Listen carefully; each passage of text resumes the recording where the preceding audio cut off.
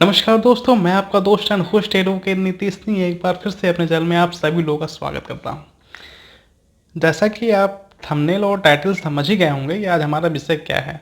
जी हाँ, सही समझा आपने। आज हमारा विषय है टॉप 6 अपॉर्चुनिटी आफ्टर एलएलबी। लोग एलएलबी तो कर लेते हैं, लेकिन एलएलबी के बाद क्या करना है, किस क्षेत्र में अपना कैरियर बनाना है, इन सब को लेके उनके दिमाग में बहुत सारे कन्फ्यूज़न होते हैं। आप में से बहुत से ऐसे लोग होंगे जो एलएलबी कर रहे होंगे। आप में से बहुत से ऐसे भी लोग होंगे जो एलएलबी कर चुके होंगे। तो आपके मन में भी कभी ना कभी एक डाउट ज़रूर आया होगा कि हमने एलएलबी कर ली, एलएलबी की डिग्री ले ली, अब क्या, अब हमारे लिए क्या अपॉर्चुनिटीज़ हैं।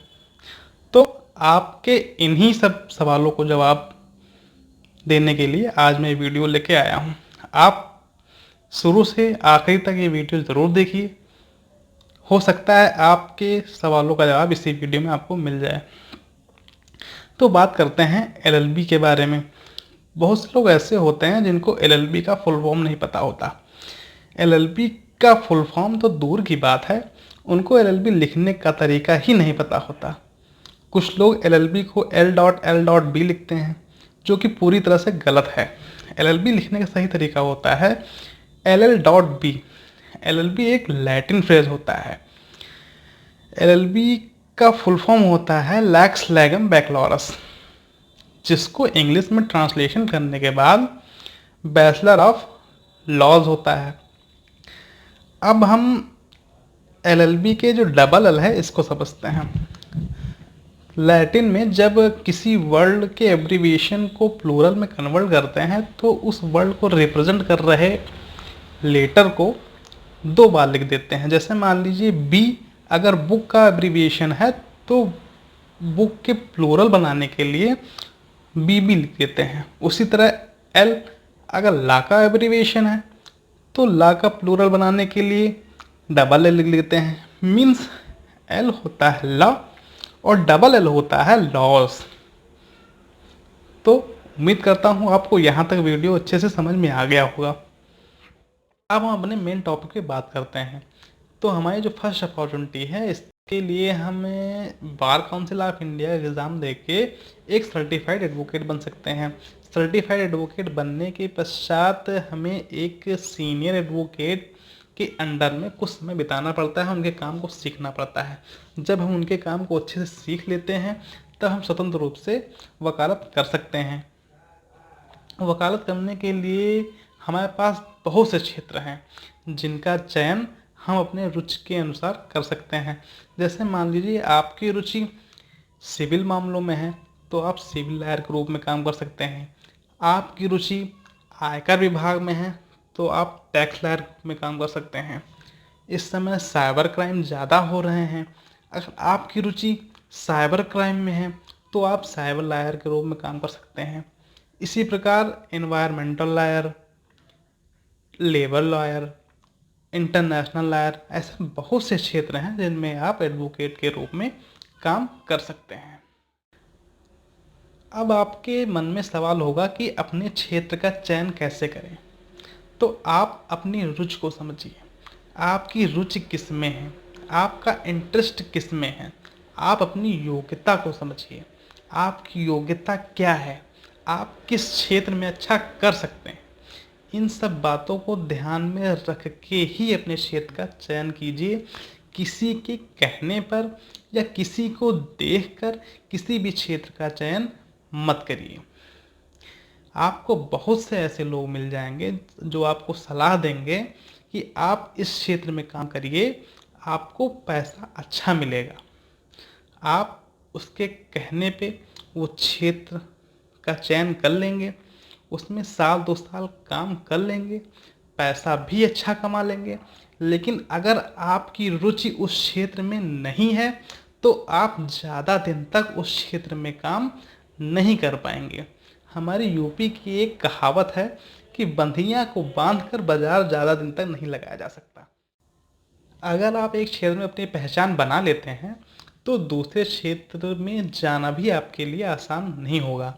इसलिए आप अपनी रुचि, अपनी योग्यता को ध्यान में रखते हुए ही अपने क्षेत्र का चयन करें।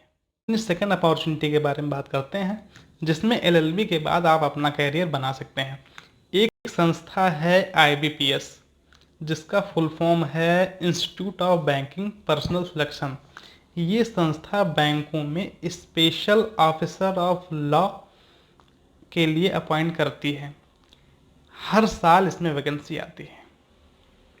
मतलब आईबीपीएस जब भी कोई वैकेंसी निकालती है तो स्पेशल ऑफिसर ऑफ लॉ की पोस्ट होती है। आप इस पोस्ट पे जा सकते हैं। आप इस पोस्ट के माध्यम से बैंकों में एडवोकेट की सेवा दे सकते हैं और बैंकिंग के लीगल पैनल के अंतर्गत काम कर सकते हैं। अब हम अपनी थर्ड अपॉर्चुनिटी के बारे में बात करते हैं।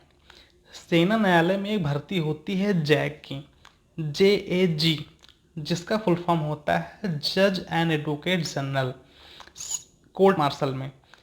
आप इसमें भी अपना कैरियर बना सकते हैं, लेकिन इसमें आपकी मैक्सिमम एज 27 ईयर और एलएलबी में आपको फर्स्ट डिवीज़न होना अनिवार्य है। अगर आप फॉर्म फिल करते हैं और भेजते हैं और शॉर्ट लिस्ट में आपका सिलेक्शन होता है तो आपको सीधे इंटरव्यू के लिए बुला लिया जाता है। इसमें कोई रिटन एग्ज़ाम नहीं होता है। अब हम अपने फोर्थ अपॉर्चुनिटी के बारे में बात करते हैं। तो एक परीक्षा होती है ADPO, means assistant district prosecution officer, जिसे आम भाषा में आप लोक अभियोजक या सरकारी वकील के नाम से जानते हैं। इनका काम क्या होता है? इनका काम होता है मजिस्ट्रेट कोर्ट में अभियोजन का संचालन करना, मीन्स मजिस्ट्रेट कोर्ट में प्रोसिक्यूशन कंडक्ट करना। आप ADPO में LLB के बाद अपना कैरियर बना सकते हैं। बात करते हैं हमारी फिफ्थ अपॉर्चुनिटी के बारे में। तो प्राइवेट कंपनियों में या मल्टीनेशनल कंपनियों में एडवोकेट के पैनल होते हैं, जिसे आप ज्वाइन कर सकते हैं।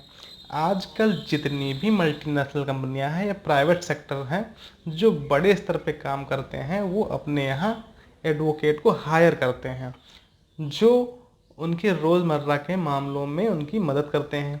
रोज़मर्रा के मामले मतलब जैसे कि कॉपीराइट के केस में, ट्रेडमार्क के केस में, या फिर 138 के केस में, जैसे किसी को लोन दिया है, किसी से वसूलना है, इन तरह के केसों में एडवोकेट की मदद ली जाती है।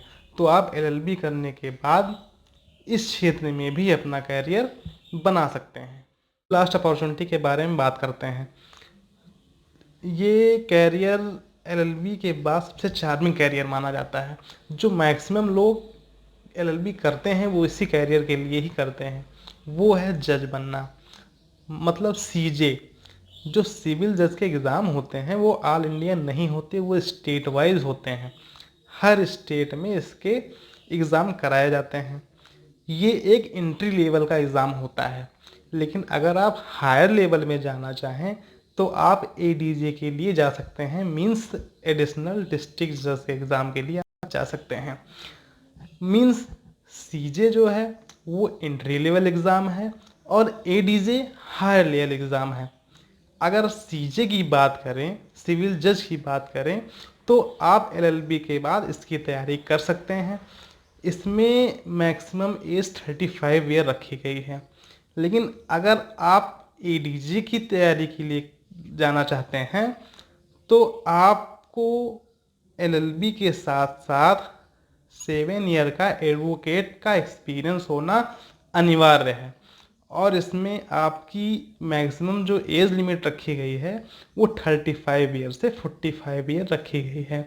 तो आप CJ और ADJ के लिए जा सकते हैं। LLB के बाद आप इस क्षेत्र में अपना कैरियर बना सकते हैं। करने के बाद आप पहले ही दिन से काम कर सकते हैं। साथ ही साथ 45 साल तक आपके पास मौका होता है कि आप गवर्नमेंट जॉब में भी जा सकते हैं। इसके अलावा उम्र के किसी भी पड़ाव में आप काला कोट पहनिए और निकल जाइए वकालत करने के लिए। LLB एक ऐसा प्रोफेशन कोर्स होता है जिसमें कोई भी व्यक्ति बेरोजगार नहीं होता अगर उसके पास ज्ञान होता है। इंग्लिश में एक कहावत होती है, नॉलेज विल रूल। तो आज का टॉपिक बस यहीं समाप्त होता है। मेरी ये वीडियो थोड़ी सी भी आपको यूज़फुल लगी हो तो वीडियो को लाइक, शेयर और चैनल को सब्सक्राइब करके नोटिफिकेशन बेल ऑन करना बिल्कुल मत भूलिएगा। तो मिलते हैं अपनी नेक्स्ट वीडियो में, तब तक के लिए जय हिंद, जय भारत।